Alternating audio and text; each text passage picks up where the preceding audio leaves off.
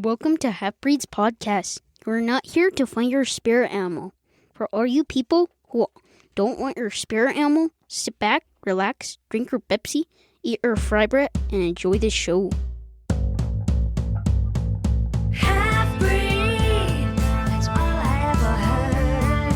Haffbreed, now I learn every word. Haffbreed, I'm no good at war.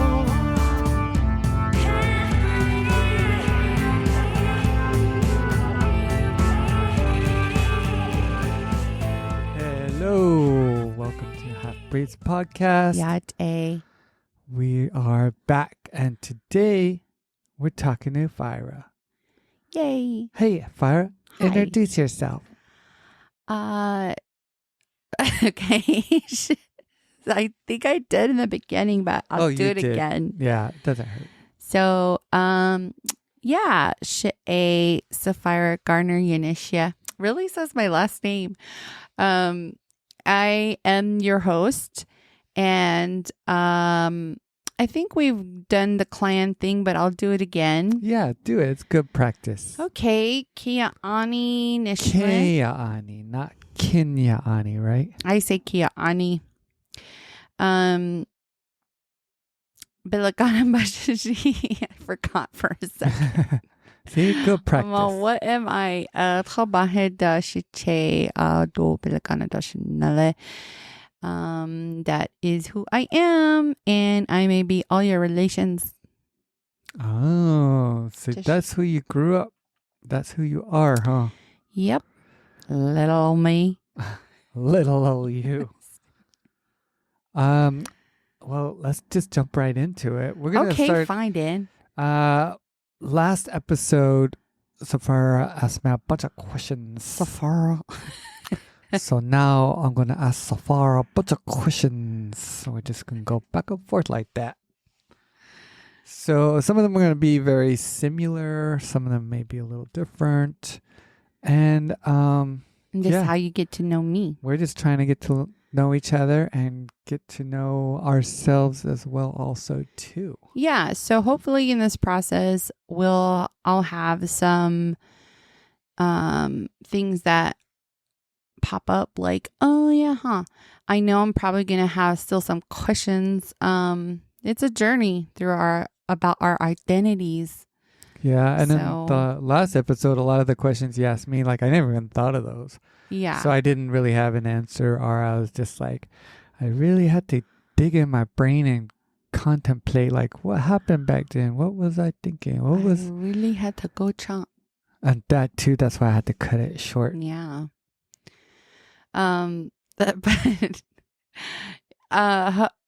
We do put ourselves out there. We're all vulnerable by asking these questions, by talking about ourselves, our experiences of what we went through as half-breeds, what our identities mean to us now. So it's a really good thing to do. Glad that you all are listening and experiencing this. Yeah, we appreciate all the feedback we've been getting.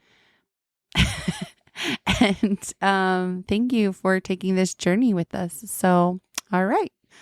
I'll turn it over to Gabe. All right. I was wondering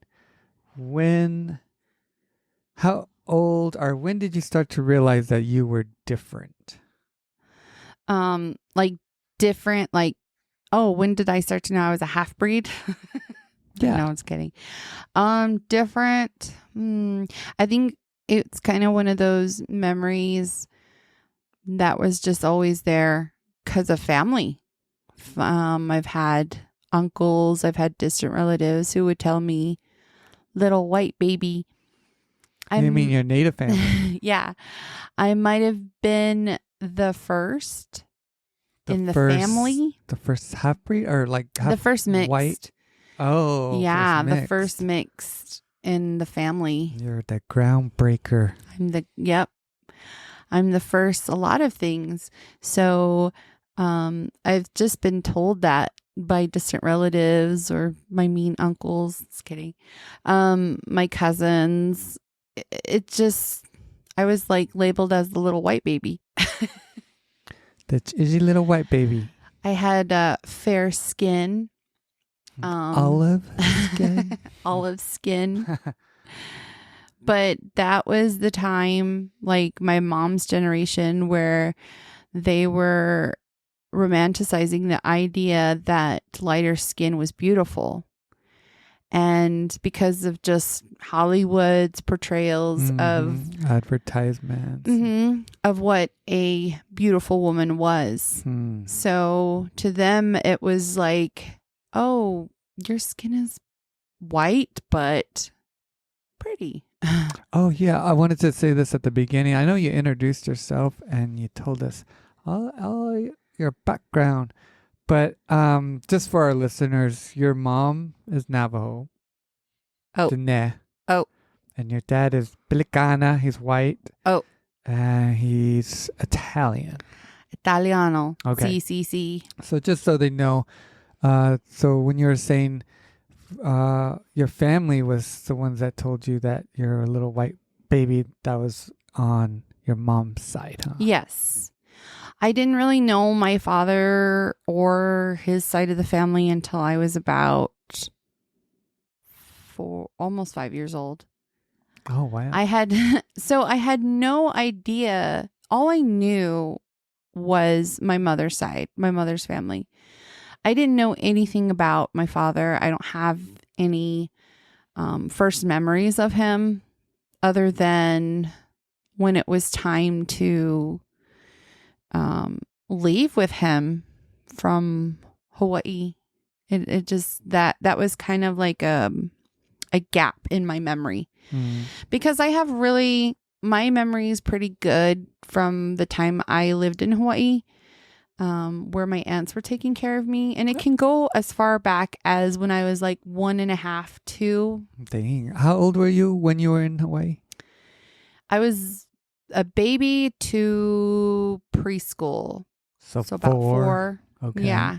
But I remember as far back as that. So all I've ever known was the native side. And in that time too, there were times that my mom had left me with my grandparents, my masane and my che. So they helped out. They helped my mom while she was in the military. And my first language was Navajo. Yeah. So how long did they leave you with your grandparents? I wouldn't know for sure. Like guesstimate, like a year, a month? Like half a year. Half a year, okay. Like probably 6 months out of the year because I think that's when my mom was deployed. Deployments, yeah. Yeah. But grandma and grandpa would,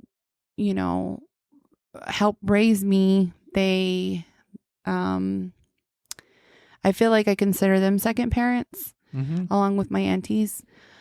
And then when my mom wanted me back, that's when she called the aunties over and to help raise me. So the deadly aunties. Yep. My mama had lots of boyfriends. She was a people person. She was a people person.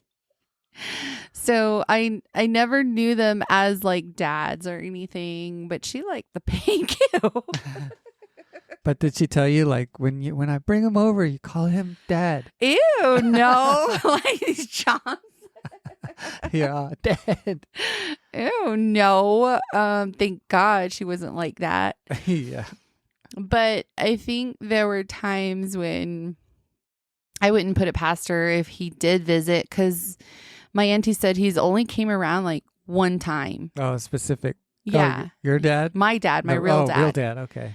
And according to this aunt, she said that I knew who he was. Like, I knew he was my dad. I'm like, yeah, right. You're like, what's up, Vince?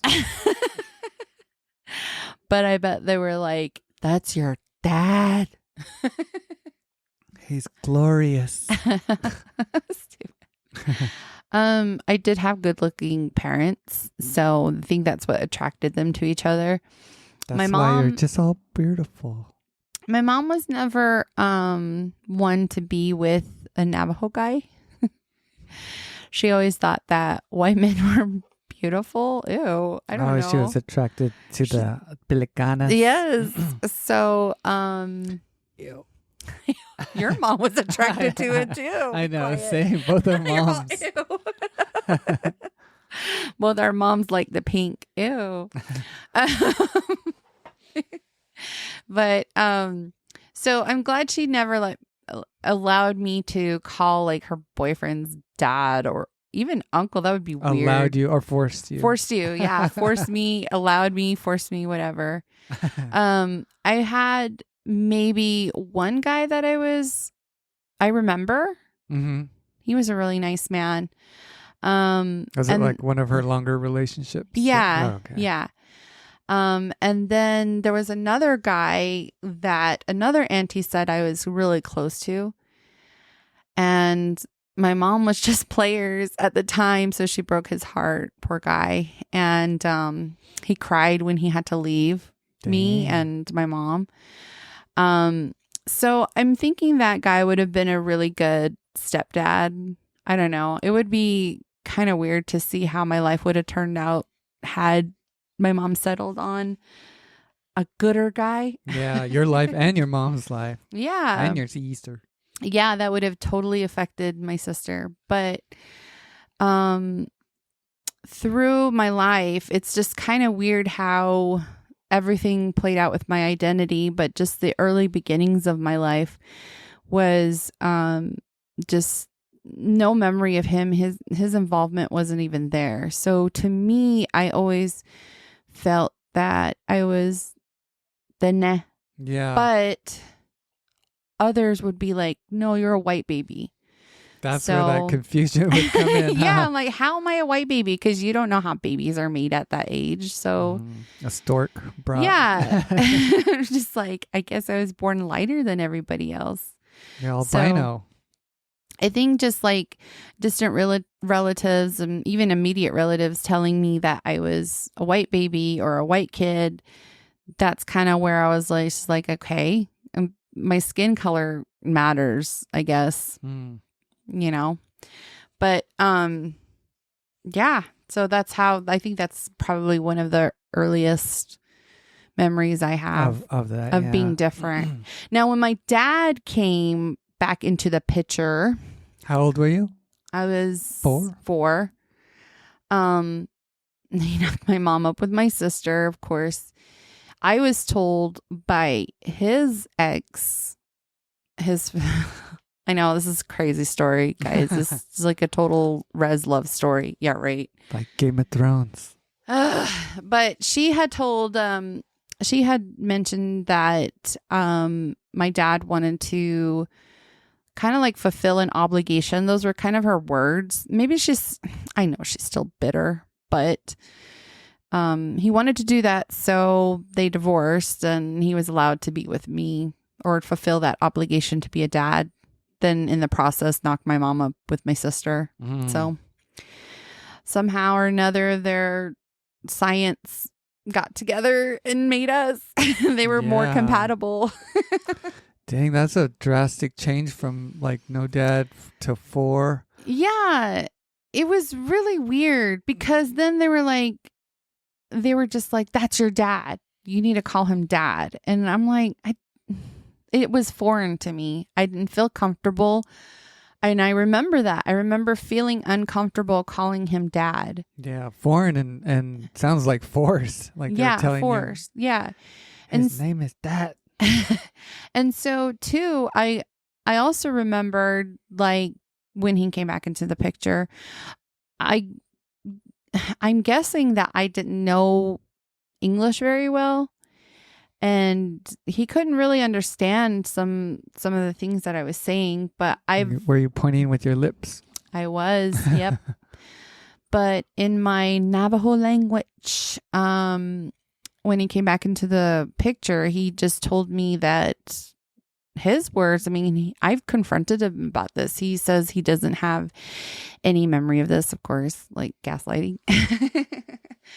But he was just like, this is America. We speak English. Oh, God. Yes. So it was kind of, that language was like forced on me. They did teach me English too, just because, you know, going to school.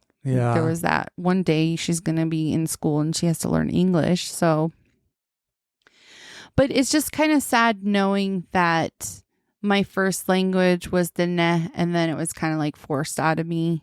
And even before I knew English, it just seemed like I had an understanding of what everybody was saying, like a clear understanding of what my Che would say to me, my grandma would say to me, or any other relatives for that matter, when they spoke Dene fluently. I can still hear it sometimes in my dreams because I know it's there in my brains. They're yelling at you in Navajo? No, that too, maybe. But, yeah, so when my dad came back, it was just, I think that's when it became more permanent. Yeah. That, oh, I guess I am white or whatever they say I am. Half, yeah. When your dad came back, did he come back to the res or did you go back to the East Coast with it? Well, my parents being in the military, we kind of went all over the place. So we settled in South Carolina, and then Yuma, went back to Yuma. That's where Tara was born, and then went back to the East Coast of North Carolina. So I spent, because it was Navy and Marines, I spent most of my life by the ocean. Yeah. So I'm a forever water island girl. No, water baby. Oh, what a baby. But yeah, that's where I spent my childhood, was the East Coast. And soon after, I mean, they only were married for a short time, but then I moved back to the res. So before your dad came back, how did your mom how did she tell you about your identity, or did she just say? My mom, I think I remember, she never, like, I don't recall her ever telling me I was white. I'm going to get emotional. Oh my God. Whenever like, family members would say that, or distant relatives. What, like call you white girl? Like call me white baby or whatever. She would just like I might have questioned it. I had to have questioned it because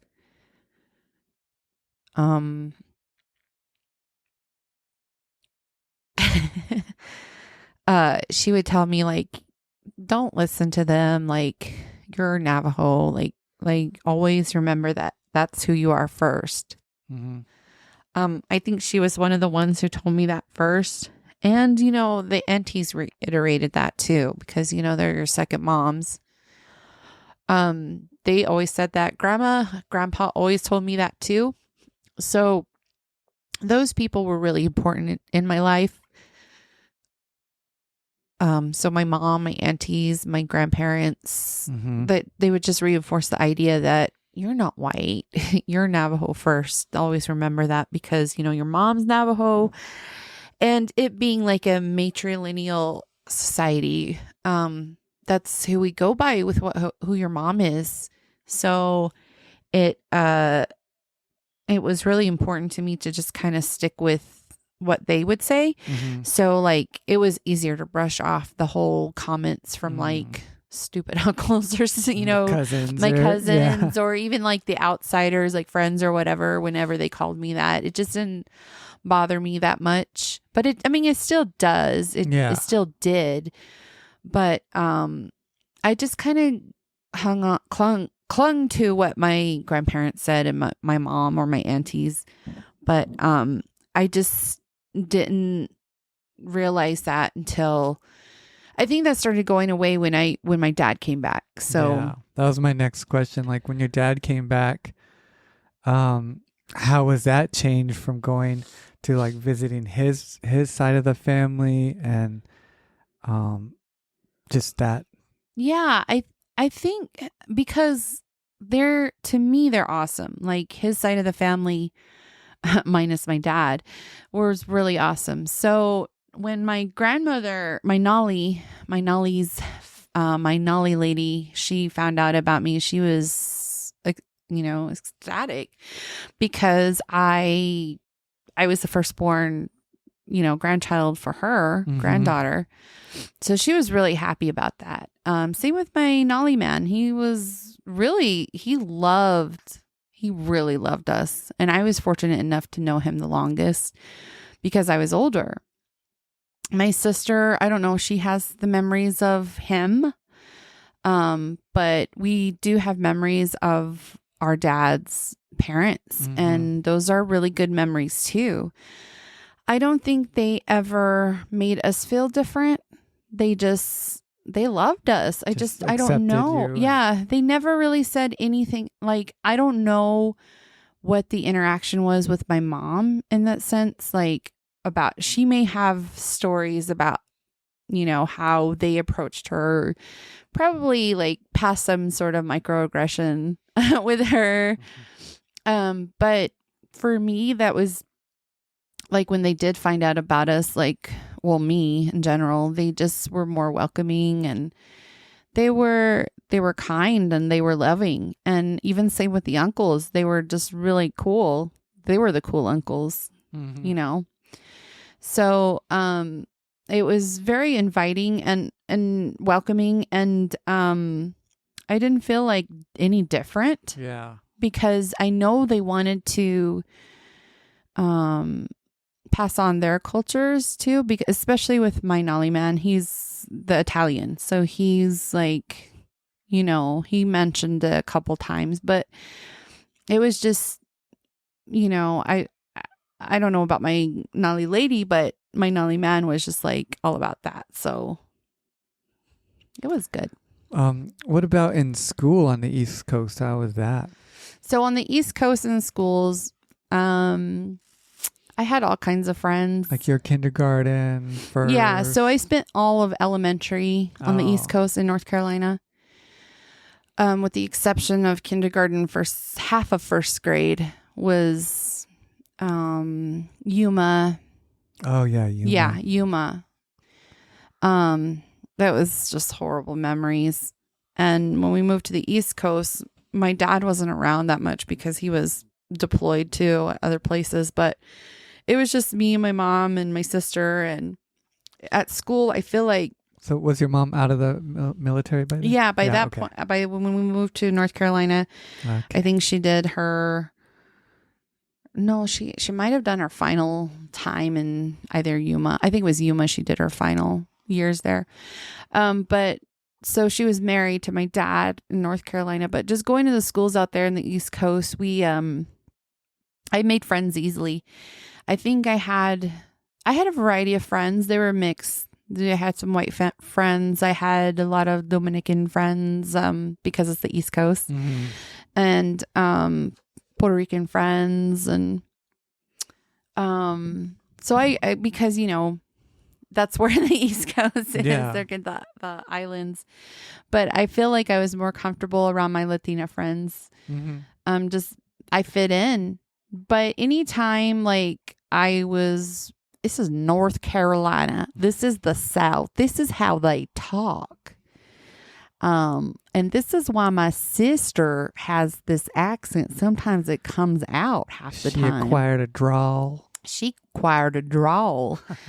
And I just mimicked. I think there was a time that I had the drawl at one point. You should have mimicked and had that shh on that. But every time we went back to the res, my cousins would make fun of us. And this is why people call me Fira right now, because the country. And that's how my sister would say my name. And so they'd copy her. It's so stupid. It's annoying. But yeah, I had Latina friends I feel like I was more comfortable around. I had a couple white friends, but yeah, I just always befriended the other. One of my best friends was black, and then I just had a lot of other friends. Maybe like one or two white friends, but not that many. And when I was around adults, like we went to this Baptist church too. Horrible. Predominantly white. We were the exotic ones. So it was strange. Me having long hair. Everybody always wanted to touch the hair. I've noticed that in my childhood a lot because I had really long hair. It was annoying. That's was just weird. It's not like a different. It's just longer. Yeah, it's just really long. It was really long and greasy. No, greasy. No, my mom took care of me. I just had really long hair and like down to your knees. Yeah, past my butt. It was really long, and I don't know what people were so fascinated with that, especially knowing that we were Native. So they knew I was an other. I've never had a white person come up to me and be like, "Oh, you're white." So I look to them, they assume I'm Latina or something. Something. Can't put your finger on it, huh? But once they see my mom, then they automatically know, oh, well, they're indigenous. Yeah. So going to church, it was weird. I would always get comments on my oval face, my round face, my long hair, my olive skin. It was weird. It was just, I've gotten exotic. Have you ever gotten erotic? Yes. Yes. Hey, who's that? So what'd they say about your round face? Hey, round head. What'd they say? I don't. Hey, round head. Would they just say like, "Oh, your head's so round," or what? They just be like, "You have really nice oval face or nice round face," and I'm just like, "Thank you." I hate it. I hate my round face. I do. I still do. I enjoy it. But as I'm talking about these things, do you see how there's a difference between you and I? Like, did you get these kinds of compliments growing up? No. You're all jealous. I have beautiful hair too. And a round face. No, someone called me skinny head one time. What the fuck? Hey, skinny head. Skinhead? No, skinhead. Yeah, no, skinny head. I was like, what? And then I punched him and then he cried. Yee, skinny head. But yeah, I didn't get like, I like the shape of your head. I don't have a cradle board head. Right? Hey, skinhead. They probably meant to say that because you're white. Hey, skinhead. I was wearing my ducks. But like going back to how you were talking, it's just now that I'm listening to myself tell these stories, it's really different for men and women. Like it's more aesthetic for us. Like it's how we look. Whereas you, it's that, but it's also something else. Why are you looking at me like that? No, I'm thinking. Giving me the native glare. Thinking. So when you were in North Carolina with your pappy, did he acknowledge your native side? Did he discourage it, encourage, or like what? How is that? This is hard to talk about. Like, I'm trying to see what I can and cannot say just because I don't know if my siblings are listening, but it's a very different experience. I hope they do understand. And I'm talking about like my dad's other kids. I just hope they understand that our lives are all different. We had different parents. Like no sibling had the same parents. I mean, you may have biologically the same parents, but it's not the same for every sibling. Yeah, like my younger sister, my parents were totally different than when they had me when I was their firstborn. Yeah. And I was like the guinea pig, and then by her, she, the younger kids were like more spoiled, or they got to do things that I would never haven't gotten to Yeah, do. yeah. But it's different. Everybody has different parents, and it's all based on your personality, how they view you, and it just all comes down to, okay, how do I get along with my child or this child with their personality? Mhm. I mean, we see it with our kids too. Like they're all different. Our kids are just so different. Yeah, because like, for instance, we can't joke with the older one or be sarcastic with him. I do, but I try not to. And the middle one, where he's fine sometimes, but he's so dramatic though. So dramatic. He's so dramatic. And then the little one, like, I guess he's learning. You're trying to be like that with him too. And I'm just like, that's just kidding. I'm like, you're going to get a cold bath. And he's like, I want a hot bath. I'm like, no, you get a He's cold so one. mean. And then I put him in the water and it's warm. And he's like, oh, it's warm. You can't do that, babe. He's so mean. That's funny. It's mean. But anyways, yeah, so I just hope they really understand that. I'm not trying to put anyone down. I mean, it's just the character that I've experienced growing up. This was the person that I got. That's who you dealt with. Exactly. And it's not to say like he didn't do that to anybody. And you know what? If they got the good side of him, great. Like, I'm happy for them. I wouldn't want, what my experience, I wouldn't wish that on anybody else. But I've actually witnessed the experience. Oh, I wonder if that's recorded. It doesn't look like it. Okay. So you're just going to be all, oh. There's a notification. It's so loud. I got an email. It's so loud. Dang. No, but I just don't want them to think that I guess it's kind of hard when like, oh, well, my dad would never do that, or my dad isn't like that. But then there's the other spectrum. Some kids are like, yeah, my dad. Yeah, so it's different. And I don't know. I guess they'll form their opinions of whatever. So he wasn't encouraging. I'm just gonna, okay, well, that said, I'm just gonna talk about my experience. I just had to get that out there. Yeah, I understand. Because I know, like, and I don't even know if he's listening. And even if he does, like, whatever, I don't give a shit anymore because he don't talk to me. So as a kid, I think that my dad, I know he was bipolar. So there were times when I do feel like he was encouraging. And then there were times that I feel like he was discouraging. Because with the whole memory of me having like this America, you got to speak English, blah, blah, blah. Like he might have said that in passing, but I took it to heart. And I think with the long, like allowing me to never cut my hair was a big deal. That was something he encouraged, like not to cut my hair, just to keep it long. So as a kid, that made you want to cut it, right? Yes. Yeah.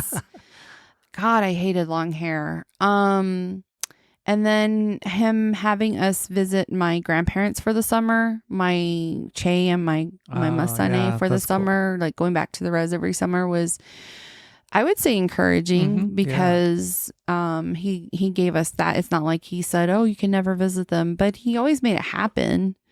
I mean, and we live like almost 3,000 miles away. Yeah. And I remember those drives. So he was encouraging in that sense, but there were times when he was discouraging. Like it was oftentimes like in his bad moments, so he would be like, I don't even think you're mine. And they're legit reasons, I guess, but those aren't the conversations that you have with your kid. Like, especially if you're taking that responsibility on. Like, you decided to be a dad, whether I came from you or not. You came back. Yeah, he's like blaming you for that. Yeah, I mean, I got that from my mom too. So I was just like a big blame. What do you mean? Your mom was like, I don't think you're even mine. Yeah, my mom was like that. No. Just kidding. No, it was just kind of like she had this hatred for my dad that it was like, one of those down to you. It was one of those like typical Navajo, what Navajo moms would say to their kid, you look like your dad. Stop acting like your dad. Yeah, those kinds of things. And it just makes them hate us more. It's like, you're the one that chose them. But yeah, I feel like my dad it depended like on what his mood was, I guess. But and a slight note, I mean, it's no secret to when I talk to people individually, so I don't really mind talking about this as I'm desensitized to this, is that the fact that I was abused as a kid. So I was physically abused by my parents, like physically, verbally, emotionally, mentally. Thank God, not sexually. Gosh. But all the other ones, all the other just probably equally as bad by my parents is so that had an effect on me, and it was traumatic. Next question. No, I think that's one of the big differences between us. It's just our parents. Yeah, mine were really young. I think that's the thing too. Yours weren't that young. They had some experiences before they decided to settle down on a family. Mine were extremely young. My mom was 19 when she got pregnant with me. My father was only a couple years older than her, not that much older. And I think he was about 21 or 22 when I was born, and my mom was 20. So yeah, my dad was in his 30s. Yeah, to me, that's young.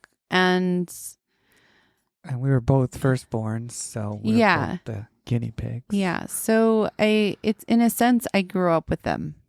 It's a horrible way to put it, but I grew up with them because they weren't even mature yet.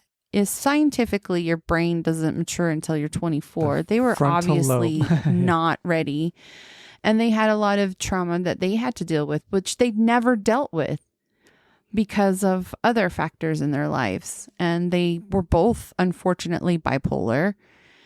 And I was kind of just like the problem, whenever they had bad days. So it was unfortunate. For sure. But that's how it went. So after that relationship crumbled, your mom and dad, and then your mom moved back to the res or back to Phoenix? No, she didn't move to Phoenix. She moved to the res. We moved in with my uncle and his kids. So thankfully, like, it was one of my favorite cousins that I moved in with. But at the same time, like, he was kind of mean when we were kids. He was mean to everybody. So, and just like growing up with males, it's just, of course, that they would make fun of me. And of course, the first thing they point out or cut me deep is calling me white. And they knew it would hurt. That's got to be such a change from East Coast, like all your friends there, and then leaving them all and going to the res, back to the res. It was a big change. Yeah. Because when my parents were going through the separation on the East Coast, I felt that's when like identity started shifting. Like I felt comfortable to be in a home with a white dad or a Native mom. But once they separated, it just seemed like my mom was literally on her own, and there was no support for minorities or much less indigenous people. So we started seeing that first in the church. And like I said, we attended a Baptist, predominantly white church. And once my parents got separated, or once they separated, we noticed we were the other. And we weren't welcomed in church because, divorce is a sin, for one. Two, we just didn't have the support that we should have had, or what they teach, but they don't. No. Baptist to me is all fear tactics. So they scare you into believing things. Believing and paying tithing. And believing in everything. So don't question it, believe it. So we decided to go to an AB church. That means all black. We were welcomed at those kinds of churches. We felt like we belonged. And that was, to me, one of the best times in my church experiences because they keep it real, for one. Two is the music. I They think that's sing. where I was like drawn to music, and I feel like that was more enhancing my musical personality. So we found ourselves in AB churches on the East Coast because we felt like that's where we belonged. More accepted. We Yeah. were accepted. And when it came time to move, we moved back to the res. And Did you go to AB's churches in the res? yeah, right. We went to Ameri- AN. We went to AB's, it's American native. Bar. AB American Bar. I went to AN, all natives practicing Bilikana religion. Christianity. Such a conundrum. But moving back, so this all happened really fast within my childhood. And that's when, I think I've mentioned it in previous episodes where we moved back to the res. That's when I started Sanders Middle School. And that's when like the fighting began, the whole lateral oppression began. The more violent. Violence began. That was the start, because I've never had to fight anyone based on how I looked. It was weird. And that's where the lateral violence came in. I think that's traumatic in a different way. Whereas when I lived in a predominantly white community, it was more passive aggressive. It was more microaggressive. And that I feel like when I think about it, both lateral oppression being passive aggressive, racist, like that is it gets to you. It just gets you mentally challenging. But I feel like I could have handled the white community, like with their dumb, the micros. the dumb micros and I think we could have, Yeah. But I just don't think there was room for my mom to excel in her career or just get, And I don't know. I can't say for your mom, but I wonder how she felt there with no Navajos around, no family, probably just alone. Well, now that I think about it, my back itches. Now you think about your back itches. Now that I think about my back itches, I'm all talking about North Carolina with this, and my country's coming out. No, but now that I think about it, my mama, my mammy. Wait, what was the question? What did you ask about my mom? I just said she probably felt way more alone out there. Oh, yeah, for sure. So out there, like when my parents were going through this divorce and my mom was on her own, she was trying to finish nursing school and to be a CNA. So she finished that out there, but while she was finishing it, knowing that she pretty much had to support us still, she would work these, low-end jobs like being a waitress, and she'd work at 2 different restaurants at times, just to take care of us. And so she had to go for those kinds of jobs. But I feel like my mom being so young and wanting to immerse herself or assimilate, I should say, into the other, because it looks so grand. My mom was very materialistic to the day she passed. So anything like that is enticing, to her. Maybe it's to her generation, because to me, who gives a shit? I don't care about jewels and mansions and shit like that. But at the time, the 80s were blowing up with mansions and jewels and shit. That was just the kind of life that was ideal, or just the kind of life that everybody wanted. So, of course, they incorporated it into religion, and you give them the idea that when you pass, you're going to have this mansion and the sky, walking on streets of gold, which sounds so stupid to me. It's slippery. But those kinds of things were appealing to my mom. So she was in an assimilated mindset, I feel like, up until the day she passed. And in that assimilation, it just that kind of narrative just was like forced upon her, because immediately, like 2 weeks after she graduated high school, she went to boot camp. So she didn't have time to explore the world around her. She just thought that's what you had to do. And in the military, I've heard from various military people that there's no such thing as race. So there's like a bunch of colorblind racism in the military, which is whatever.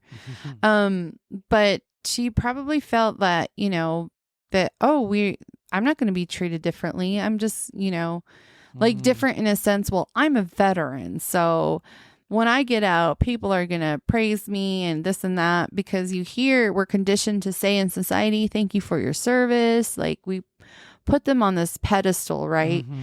But yet look how we treat them. It's so like the opposite. Exactly. Such the opposite. So she just continued to believe that she was just, I guess, like that race didn't mean anything to her. She was assimilated into or conditioned to thinking that. So, and the high school she went to was mainly white. Was it? Yeah. I have to look at her yearbooks.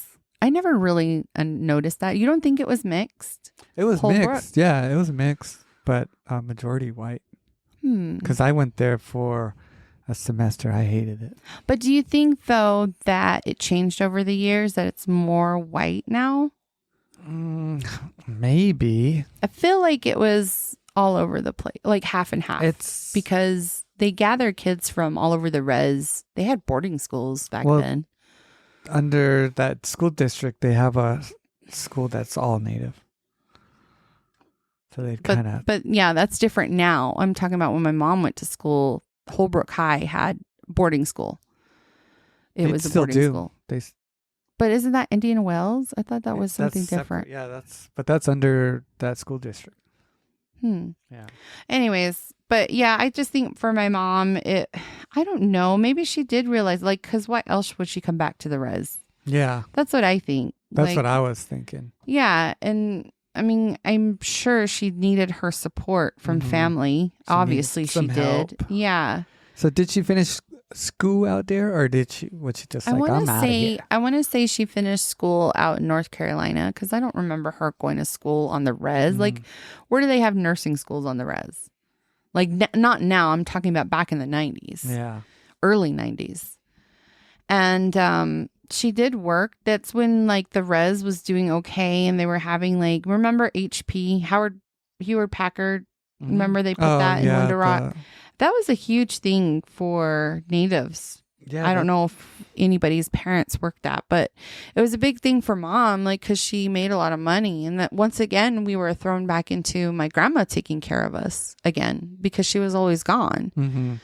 So we spent a little bit of time at my uncle's, probably just finished out my middle school there. I could have went back, but I was just so, I think, traumatized by the fights that I would get into that I wanted to try something different. At school? Yeah. I was thinking, and that's when I thought, okay, well, I'll just go to Ganado because my cousin's there. My cousin brother was there. Yeah. So I was thinking, oh, him and I will be friends at school. But, when your siblings go to school with each other, you're just like, you don't want anything to do with them. So once again, I was alone. But I did have cousins that go there and people from the community. So your first day there, you're all, I've made a huge mistake. But when I look back on it, 7th grade wasn't that bad. So Sanders, I feel like, was the one that was just like the worst in terms of violence. It was more violent than it was when Ganado was. Yeah. Ganado wasn't that violent. And then, 8th grade year, I went to a boarding school because of some family drama going on, like mainly with my mom. And it has always been the case, but I didn't find out until I got my undergrad of a particular incident that happened with my mom and my grandma, but it just all came together and made sense. So mom didn't like to be controlled, and she didn't like whenever I got close to my grandparents. Because I used to call my grandparents mom. Like I used to call my grandma mom. Like, ma. Shema. And then your mom and my mom didn't like hated that. I'm your mom. But I would call her mom, and my mom hated that. But after 7th grade, she was just like, you two are getting too chummy. So she took you. So she made me go to a boarding school. She shipped me off. And there I was just a naughty girl. I was a naughty little girl. I was going through a lot at that time. It's a very confusing time, and you're going through puberty, and all these awkward things are happening, and then you're trying to find out who you are, where you belong. And it's just going from school to school to school is also like, it's bad. Here we do it to our kids. A lot to deal with. Yeah. Their third school. We're going to take a little break right now. Okay. And we'll be back with part 2. Okay. Yeah.